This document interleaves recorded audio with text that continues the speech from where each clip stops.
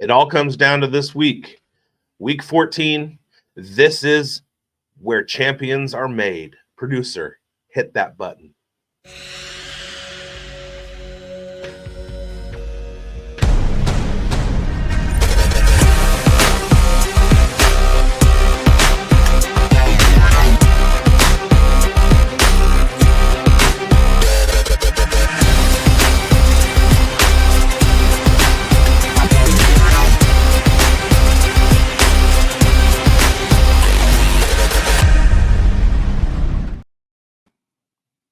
Welcome to the Fantasy Forecast Weekend Wrap Up and Waiver Wire Show. Welcome to the Fantasy Forecast with Grindberg and Bigz. I am Bigz. He is Grindberg. It is week 14 of the fantasy season, which means that seasons are won and lost in this week. If you're right on the cusp of a playoff berth and you take the L, you're out, baby. If you are right there and you get the win, you're in. And we are here to help you shore up your lineups, make sure that happens, make sure you get into the playoffs, make sure you get into the playoffs with the players that have the best matchups in weeks 15, 16, and 17 so that you can take home the shit. What's up, Mike? How you doing? Not much, man. I'm doing pretty good. Not quite so fed because it's post-Thanksgiving, but it's long past. It was my Thanksgiving, not Exactly. your Thanksgiving. So ask me how my Thanksgiving went. How was your Thanksgiving, big guy? It was cool. Now ask me if I know how Australians make soup special. Bigz? No, ask me if I know what Australians use to make good soup. What do Australians make to use good soup? No. Ask me if I know. Do you know what Australians make? Use to make good soup? No. Perfect.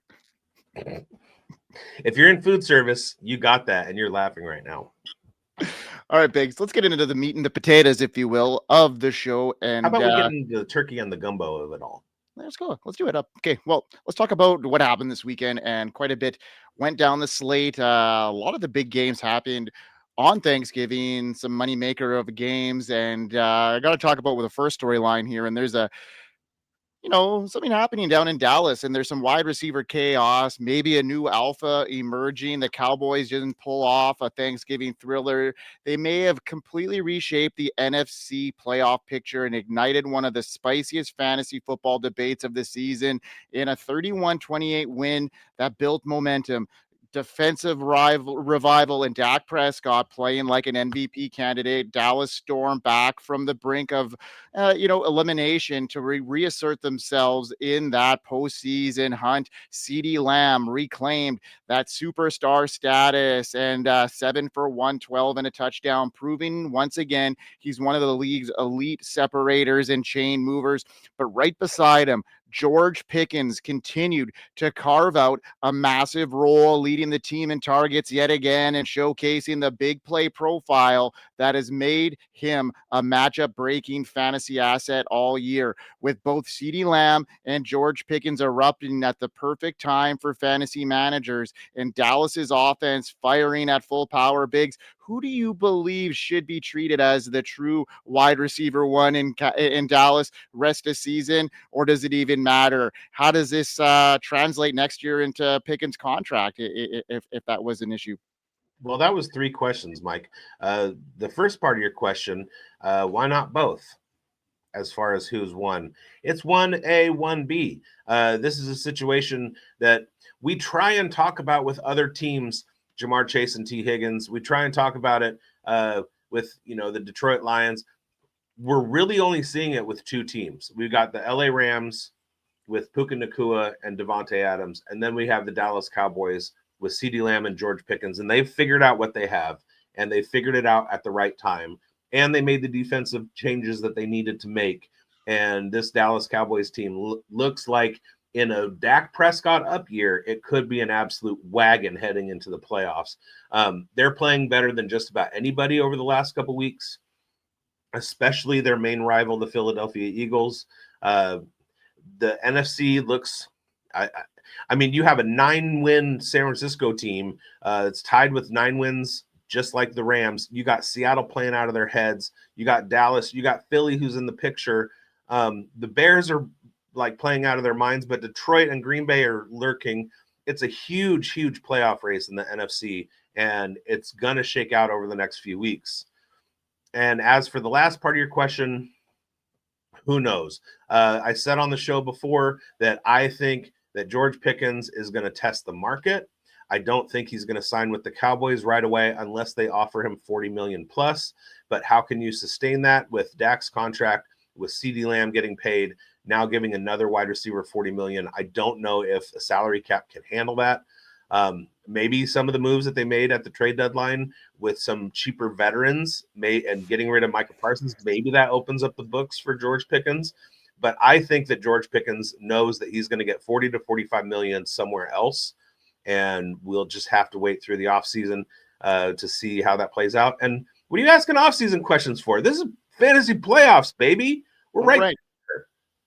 Knock it off. I was just asking a question about a really home stretch topic right now. And I think that contract is going to make a big difference, moving, as far as how the rest of the season is going to play out here. They're testing each other, and George deserves it. And I think the Cowboys may pay up for him. So we'll see what happens there, Bigz. Sure.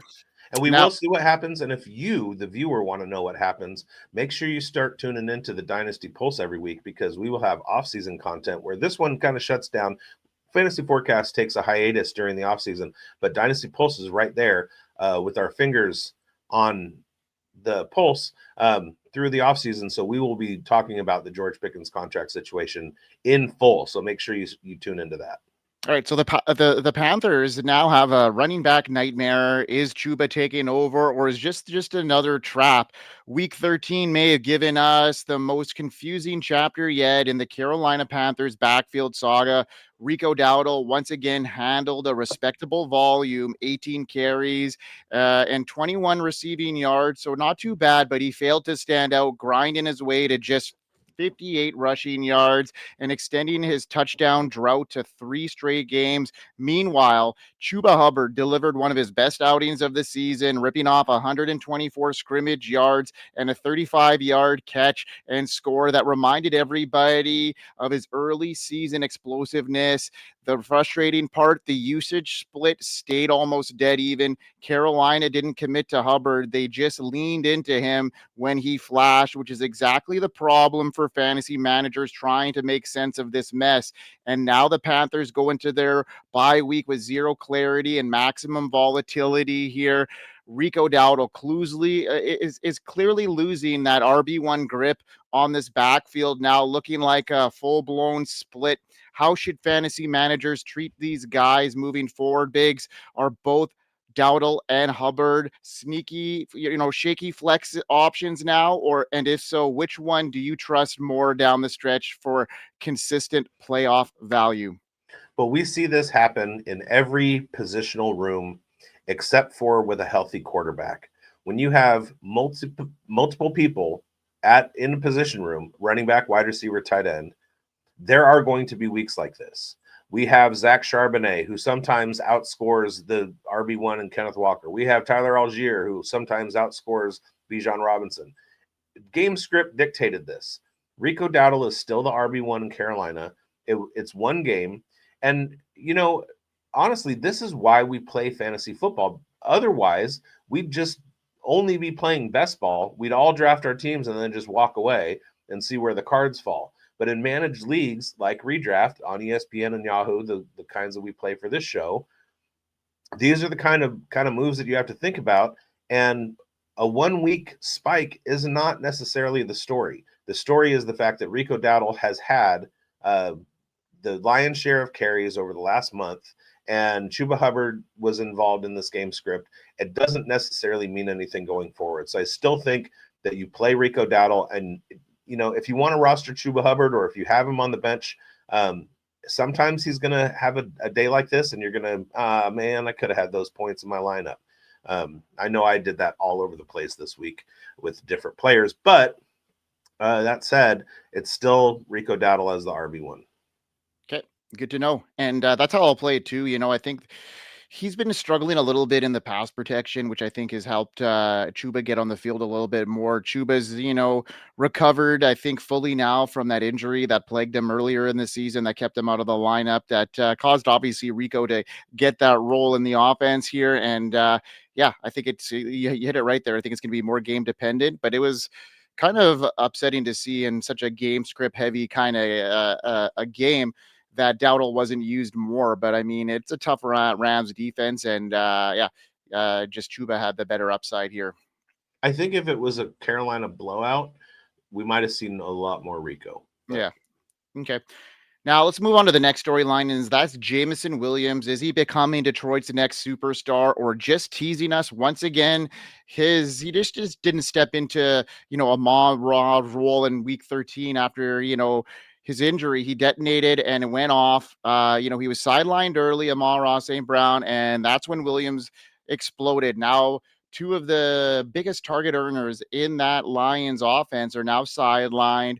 Amon-Ra St. Brown and Sam Laporta are now, potentially gone for a little bit of time here. We know that Laporta's on IR, and Amon-Ra didn't practice today, and I think it's going to be tough for him to start in a short week against Dallas on Thursday. So that means the blend of that world-class speed, his improved route discipline, and growing chemistry with Jared Goff, it was on full display. But you fool me once, you fool me twice, you fool me 3 times, and that it just seems like what's happening here with Jameson Williams. And when you think you could trust him, another down game happens, and that could happen again here, even in a juicy matchup. He could put up another goose egg. I'm not saying it's going to happen, but that has just kind of been the pattern. So that's the dilemma here, Bigz. Is he finally trustworthy enough to start weekly as the wide receiver 2 for the rest of the season, especially if the sun god misses more time? Or should fantasy managers still treat him like a boomer bust flex play with massive volatility? How confident are you rolling him out during the fantasy playoffs? I'm 100% confident. I understand the relationship between Jared Goff and Jameson Williams. I understand Dan Campbell's imperative to get the ball into Jameson Williams' hands. He knows what he has with Jameson Williams. This was an indicator of that. I hesitate to say that the only reason that he exploded in this game was because Amon-Ra St. Brown went down early. Jameson Williams is good, and we were targeting him coming into the season. There's been, like you said, some volatility. But the bottom line is that this is week 14 of the season. We need to get the best matchups that we can moving forward. And then in the playoffs, it's a week-to-week thing. So I'm not looking at stuff as far as rest of the season, except for looking for good matchups. And Jameson Williams has good matchups. It is a Thursday game, but I'm going to remind everybody that it's not a short week. Both the Lions and the Cowboys played on Thanksgiving, which is a Thursday. So they both will have a full week of rest and practice, just like if it was a Sunday to Sunday game. So the indicator today we're recording this before Monday Night Football, was that Amon-Ra didn't practice today and likely won't play on Thursday. So fire up Jameson Williams. He's going to be the number 1 target earner, and it's going to be him and Gibbs, and hopefully a shootout with Dallas. And we'll see huge points from Dak, Jared, Javonte, Jameer, Jameson, CeeDee, and George. Sounds like a firm, like an attorney firm, a lawyer firm.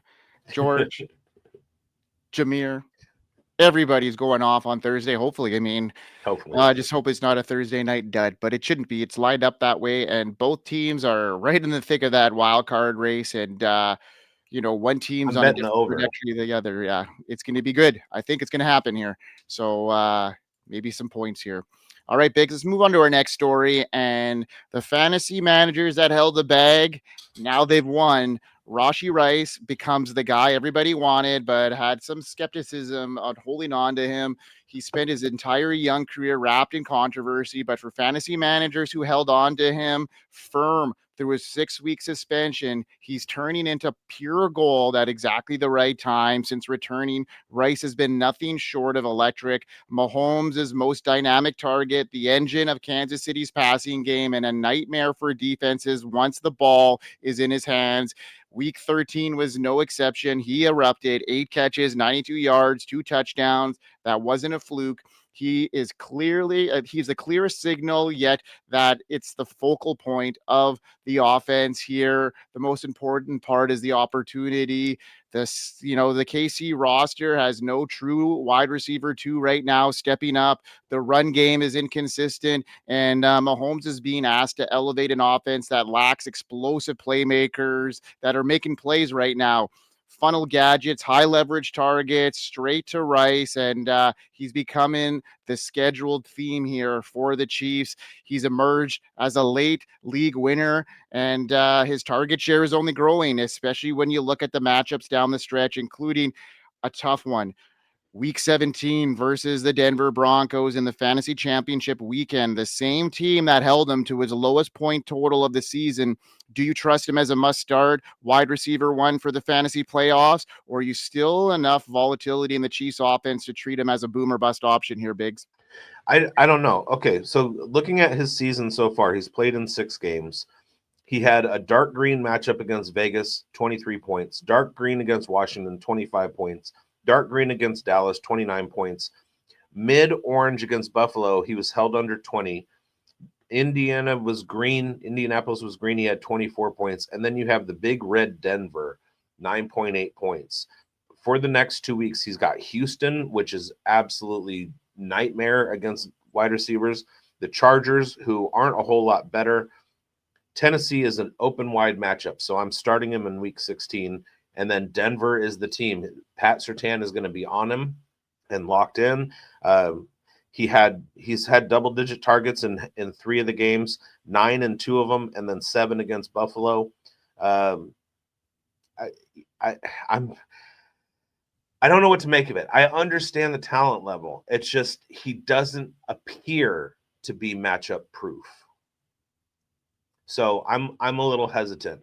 I feel like it has to do more to do with what else is on my roster. For example, we're going to talk about waiver ads in the next few minutes. We're going to give a couple of wide receivers out there. If we pick those wide receivers up on waivers and we go into week 15 against the Chargers, I'm playing Rashee Rice over that waiver pickup, even if it's a bad matchup. So he's still a starter. He's still a wide receiver 1-2 in your fantasy lineup. But if I have a stacked roster where I have 3 or 4 wide receiver ones, and I can afford to make the smart play and sit Rashee against a bad matchup, then I'm going to do that. But if he's the stud that I've been, my wide receiver 1 going forward, I don't think that I can bench him. No, and you wouldn't. It's just a matter of it's been gravy for you, but yeah, I know. Yeah, you would. I know. If you're stacked enough. Absolutely. All right, bud. Let's get into our L's and W's from the week previous. We're going to go over week 13 studs and dud calls that we had. And Bigz, you didn't make it on the show, but you made a show sheet. I don't know if you want to update everybody and see how your calls would have gone. You were getting full on Thanksgiving, but I'm not sure if you want to go over share. You didn't tell everybody who I had? No. Do you want to go over it? Boo. Yeah, sure. So first of all, I'm gonna start with I'm wearing the L hat, but LSU this week is a win, signing Lane Kiffin away from Ole Miss. We saw what Lane Kiffin did with the Jackson Dart development. We saw what he did with Chambliss this year. He is coaching Ole Miss into the playoff, and it's exactly what LSU needs, especially with their recruiting base. So that's a win for the L. My first L is going to be, I said to start Khalil Shakir. I did in a very important matchup in my home league, and he got 1.5 points. So that's not great. All right, moving on to all of the wins. Now, I'm wearing this W hat to represent the wins, even though Washington took one in the shorts against Oregon, and they lost. Shout out to Washington State for winning the Pac-2 championship. It was the Pac-12. Now there's 2 teams in it, Oregon State and Washington State. They were each 1-1, but Washington State comes out the Pac-2 championship. Okay, on to my studs. I said sit Waddle. He had 7 points. I said sit Metcalf. He had 6.2 points. And I said start Kamani Vidal against the Raiders. He had an absolute star-making performance against the Raiders.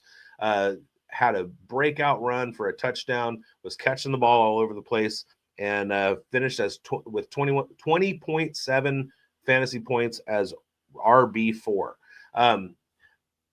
Breakfast with Bigz got cut off 7 minutes in. I don't know what happened. It just froze on YouTube and didn't record the rest of it. But all of the calls that I made on Breakfast with Bigz were really good calls. And then my brother texts me every week who he should start and sit and stuff. And I got most of those right too. So it was a great big winning week for me. So Good the for you, winning buddy. hat stays on. I also had a pretty dang good week as well on the front there, especially online. I mean, I had a lot of people come to me and ask about some start and sit questions. We were telling a lot of people to start Adonai Mitchell, and that turned out to be very, very good for us. And, you know, a couple other good calls here. I'll go over my bad call of the week here, and there's always one, it seems. And my bad call was to start Michael Wilson, who only went 3 for 36. Not a great game for him in a plus matchup, but things, it didn't evolve the way it should have for him. And with Marvin Harrison coming back, not a great game, but you know, Bo Nix starting, he finished as a QB 13. Not a great call, but certainly didn't kill you. But then my two monster calls was to sit Emeka Ibuka, who only had 8 fantasy points, and same with Rico Dowdle was a great sit call for me. We talked about him earlier in the segment here, and 2 guys that were projected to be top 12 guys. I told you to sit, and they did not perform anywhere near that. So, yeah. Schultzy told everybody to sit Sam Darnold and Michael Pittman Jr., both very good calls. He told everybody to start Mechie. No. Not the greatest call, but, you know, somebody else made a good addition there. That was Adonai Mitchell. And then he told everybody to start Bucky Irving / Rashad White. Boom. Bucky was a good call. So good for you, Schultzy. Well, Rashad White wasn't good, but I'm sure he probably said if Bucky's playing, start Bucky and sit Rashad White. It was start them both, but in context. Well, mixed bag on that, but still he nailed the 2 sits. So overall, we'll give a 68% for Schultzy. All right, Bigz. Let's get into our waiver wire pickups for week 14. And why don't you start us off, my friend? Okay. I accidentally dropped the thing. All right. My quarterback waiver wire ad is shucks. Tyler Shuck, New Orleans quarterback. He had his second double-digit performance. It's gonna be a guy that you want on your bench. He's not owned. Go get him. They have good matchups coming up through the fantasy playoffs. So just in case something happens, Tyler Shuck looks pretty good. Chris Olave had a drop on a ball that would have been a touchdown. Other than that, he could have had an over 20-point performance. And why not? Why not? Why not shuck it up? And hopefully we could see more of that happening here. And a guy, especially in 2 quarterback leagues, is someone that he's definitely serviceable and potentially could, you know, look into your next couple of weeks. And if a plus matchup hits, he could be a guy if you're streaming quarterbacks. Absolutely. My pickup at that position, tight end quarterback, we're going to talk about Brenton Strange, who's coming on as of late, had an injury earlier this season, but he finished week 13, 3 catches for 45 yards, but that touchdown sealed the deal on 4 targets. He's becoming more of a mainstay in that Jags offense that's looking for playmakers. Obviously, with Brian Thomas Jr. coming back, nursing that injury, it's going to be a slower ramp up. We saw what happened with Jacoby Myers after the Parker Washington incident, and Parker Washington looking like he's going to be missing some time, and then insert Brenton Strange, who's going to probably garner some of those targets there. So a sneaky pickup here if you're streaming tight ends, and a guy that I'd be looking to have on my radar as the playoff surge comes in, and these Jags are looking to fight for a playoff spot, and they are going to be into some intense games as the next couple of weeks roll on here. Yep. All right, Bigz, what do you got at the wide receiver position? So for wide receiver, Tom Kennedy. Battery 15%. Now, I didn't know. I didn't watch the Detroit game on Thursday, but I didn't know that Tom Kennedy was a person. I didn't know he even existed, let alone was an NFL wide receiver, let alone getting more targets than Isaac Tesla in the Detroit Lions offense. So if Amon-Ra St. Brown is down for Thursday's game against the Cowboys, Tom Kennedy is going to be getting the slot targets. So why not? Why not? Tom Kennedy. Interesting call. I mean, could be a 1 week play, especially in your deep roster leagues. If you're looking for somebody, you might have just lost Amon-Ra St. Brown and are looking for a decent floor here. And Kennedy, 4 targets, caught all 4 of them for 36 yards. Interesting play. And I'm surprised you didn't go with your homeboy, Isaac Tesla. But, I was going to until I saw that he had 2 targets and one of them was a touchdown upside play. But Tom Kennedy is the guy. Let's go. All right. I'm going to get into my spotlight, and my spotlight is going to be at the wide receiver position.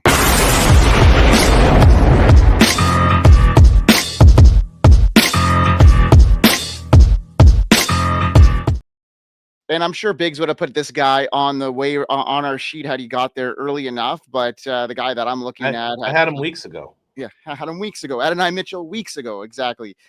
Week 13, he gave us a showing and plenty to think about. And if you're scouting the waiver wire, you should be looking for, Adonai Mitchell. The name stands out at wide receiver. He just joining the Jets, but since acquiring him from the Colts in November, he's emerged as a key target of that offense that's been missing Garrett Wilson, and the Jets playing from behind often. And with Tyrod Taylor, Mitchell's speed and route running and chemistry have made him a legitimate scoring threat every week. Sunday was just capped it off. 102 yards, 1 touchdown performance against Atlanta. I didn't think it was a fluke. The signs pointed to that. He carved out a major role, and I think he's going to continue to do that. 25 targets in his last 3 games, 85% offensive snaps in each of the last 2 weeks. He caught that monster touchdown, and I'm looking for him as a guy that could potentially be a guy that you could play every single week as a wide receiver 3 with wide receiver 2 upside,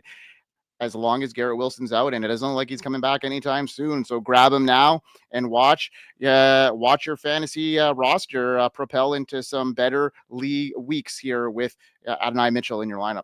That Jets wide receiver room was kind of interesting because Tyrod Taylor in, Justin Fields out, and a few weeks ago we saw a lot of targets for both John Mechie and Adonai Mitchell. Adonai Mitchell was dropping everything that was thrown his way, but I saw that he was getting the target. So I had him on the show sheet for our waiver wire show 3 weeks ago, I want to say, and this week kind of gave some clarity. However, Wilson's coming back next week. I do want to throw out another name, and that's David Sills of the Atlanta Falcons. The last 2 weeks, he had 3 targets against New Orleans and 4 against the Jets. He's got a terrible matchup in week 14 against Seattle. 15 should be good, but he wound up scoring 9 points in both games and had a touchdown in each game. And when Kirk Cousins was asked about it, Kirk Cousins and David Sills were essentially the Falcons' practice squad while Michael Penix was working with the first team and Drake London and everything. So Kirk Cousins and David Sills, they just spent the last couple months throwing the ball to each other. David Sills, 29 years old.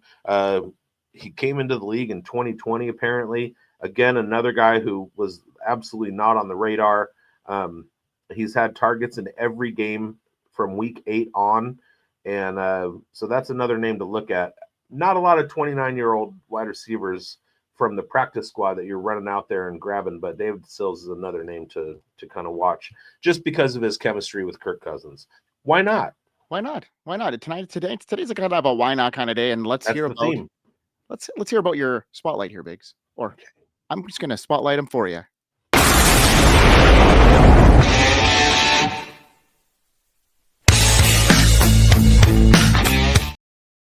All right, my spotlight is going to be another Atlanta Falcon, Tyler Allgeier. Why not? We saw Bijan Robinson have an absolute monster day.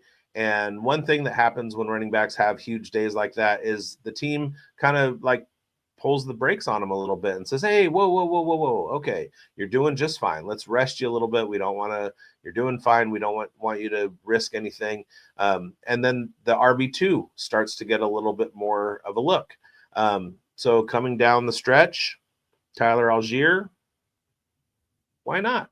Why not? Yeah. I mean, he's a touchdown gobbler. He's been gobbling touchdowns from Bijan all year. And yeah, I like what you say here. He's definitely roster for, like, he's definitely worth being on your roster and a guy you could plug and play and flex, almost on a weekly basis here with the touchdown upside. And another guy as well that is, steaming up here, and a guy that is, splitting the backfield, but it's becoming more of an even split now. And fantasy managers should be on the lookout. Bigz mentioned him a couple of weeks ago on the show, picking up Corum, and he's carved out a role in that backfield led by Kyren Williams. And the matchup against Carolina showed how dangerous he could be if given the opportunity. Williams, he returned after a minor ankle injury, but Corum took advantage of his touches, showcased his speed, his vision, his explosiveness in every carry, and he's great in the red zone. He had 81 rushes on just 7 carries, 12 yards per carry almost, high efficiency mark, scored a touchdown, played 40% of the snaps in every game since week 7. So his role is increasing and he's consistently involved in that high power Rams offense. And as these games get tougher down the stretch, they're going to be relying more on that ground and pound. And Corum is going to come in. He's not a handcuff anymore. He's a legitimate fantasy option with upside, especially if Williams' ankle gives him reason to lean on him more. So in a league full of volatility at running back, having a player like Corum, like Allgeier on your roster could be the difference between scraping into the playoffs and owning a matchup swinging asset. And that's what Corum and Allgeier can do for your team in the right setting. And let's go Bigz. Why not? Why not? All right, buddy. Why not tell everybody where to find all our content and what we are doing this week? Well, you can find us on Thursday after the football game. Right as it ends, we start. That's points after Thursday. Thursday night starts and sits live stream with me and Grindberg. We'll be going over the whole weekend as a preview. Then Friday, our sits show drops. Saturday, our start show drops. Friday is also our Dynasty Pulse drop. And then we go then breakfast with Bigz, 8:30 a.m., hopefully with 0 technical difficulties this week. And I got a buddy coming in with me, my guy Charlie from up in Grass Valley. He sat in with me for a little bit on Sunday, and he's going to come back this next Sunday. And then back at it again with the Week 14 wrap-up and the Waiver Wire show to get your playoffs started. So, hey, you play fantasy football? Do you want to be in the playoffs? Watch our shows. You want to win your championship? Watch our shows. Like, subscribe, hit the bell, all that stuff. Watch all of the content on FSAN because a lot of sharp people around this community, and we're making champions with everybody. We are making champions, and from all of us on FSAN, what Why do we not? say? Why not? We hope you win. We hope you win. Peace out, everybody.